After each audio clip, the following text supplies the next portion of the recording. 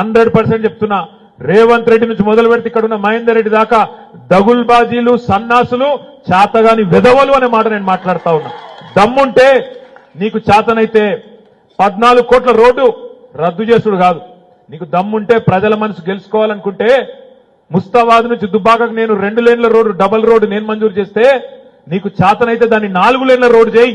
అట్లయితే ప్రజల మనసు గెలుచుకుంటావు తప్ప ఇచ్చిన దాన్ని రద్దు చేస్తారు ఎవడన్నా హౌలగాడు? ఇలా రద్దు చేసిపోయింది. ఇలా బతుకమ్మ చీరల ఆర్డర్లు రద్దు చేస్తాను. నా మీద కోపంతోని సిరిసిల్ల నేతన్నల కొంప ఉచ్చుకునే ప్రయత్నం చేస్తాను.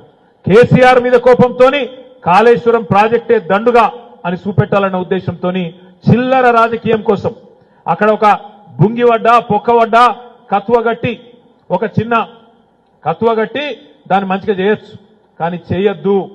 వర్షకాలం దాకా నానబెట్టాలి, అది కొట్టుకపోయేటట్టు చేయాలి, రైతులకు నీళ్ళు ఇయ్యద్దు, కేసీఆర్ ను బద్నాం చేయాలనే ఒక దివాలాకోరు దగుల్బాజీ రాజకీయం ఈ దిక్కుమాలిన ప్రభుత్వం, కాంగ్రెస్ ప్రభుత్వం చేస్తున్నది.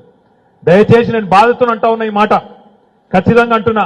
దానికి నా మీద కేసు పెట్టుకొని మీరు నా ఇంటిగా కూడా వీకలేరనే మాట కూడా కాంగ్రెస్ వాళ్ళకి నేను విజ్ఞప్తి చేస్తా ఉన్నా. కేసులకు భయపడేది లేదు, కేసులకు భయపడేది లేదు, జైళ్లకు భయపడేది లేదు.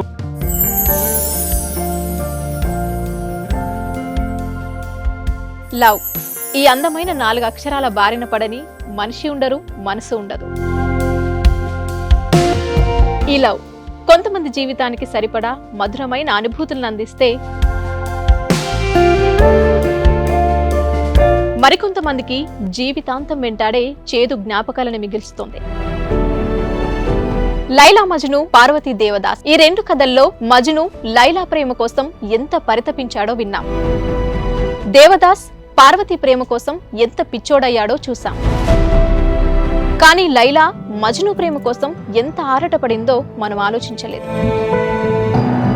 దేవదాసు దూరమయ్యాక పార్వతి పరిస్థితి ఏంటో మనం అర్థం చేసుకోలేదు. ప్రేమ నుండి పెళ్లి వరకు వెళ్ళలేకపోయినా ఎంతో మంది అమ్మాయిల బ్రేకప్ స్టోరీస్తో మీ లవ్ టుడే.